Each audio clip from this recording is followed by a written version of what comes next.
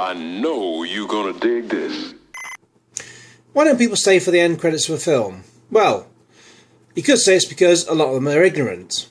However, if you ask them, they'll tell you that there's nothing to stay for, that the film's finished and they've got such busy lives to lead, but that's absolute bunkum, it really is.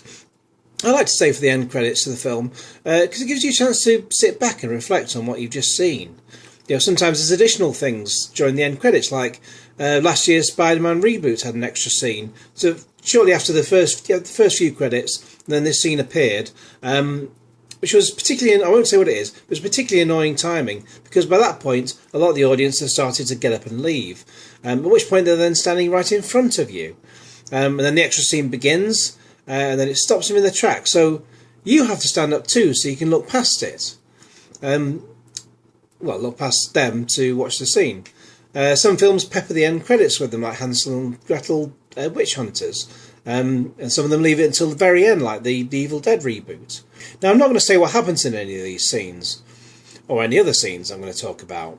That's for you to find out, and if you miss them, then you'll just have to go and rent them again, or wait till they turn up on Sky, or in 3 years' time on normal telly, and then a few years later on Dave.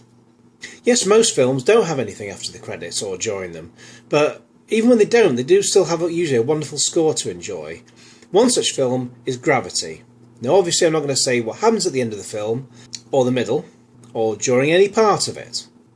Now, the end credit score in this film is enriching, it's emphatic, and it must be listened to in full. That was kind of possible in the cinema. Yeah, but while the film is best served watching with all the lights off, as soon as the credits begin, the lights then came on in full brightness. My local Odeon cinema calls them the house lights. However, while on some occasions they're discreet, on others they can not just light up the whole house, but the entire fucking street. It transpired that this mostly affects one particular screen at the Trafford Centre, screen 15 if you're a regular visitor. And since it happened, I remembered another time it happened when I went to go see Riddick at the same cinema, obviously, and in the same auditorium, in fact. And it was just something wrong with the lights in there. But with a popular film, they're shown on several screens, so I know the sizes of the screens and all of each individual screen at the Trafford Centre Odeon.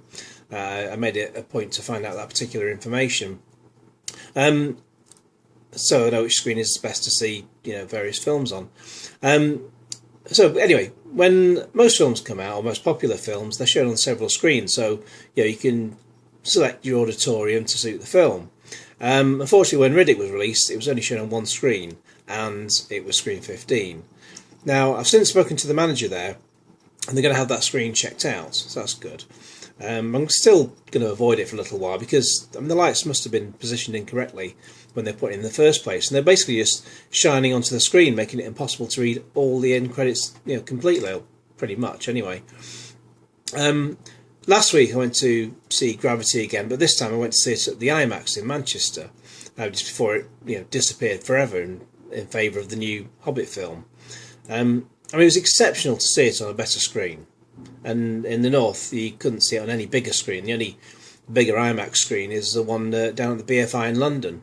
But still, in the IMAX, the lights are intrusive during the credits. You can still read them, but the lights come on and they're quite bright, and they do take you out at the moment. I was sat on the back row too, so while this is perfect for the film, it was less so for the credits, because you got that sort of bright lights just like right behind you. Now, I'm not sure if anything can be done about this particular room, as it seems to be just down to where you sat. So if you're closer to the screen, then obviously the lights aren't going to affect you too much, because it won't be that bright. But the back is a better place, or towards the back is a better place for viewing the actual film itself. So you pay your money and you take your choice. Anyway, as for why people don't stay during the end credits, God knows. Gravity, for example, was 91 minutes long, including the credits, while The Hobbit, The Desolation of Smaug, is 161 minutes. So around about 145 minutes before the credits actually begin. I mean, people who are going to go and see that, they're not going to get up and leave 91 minutes after it starts, are they?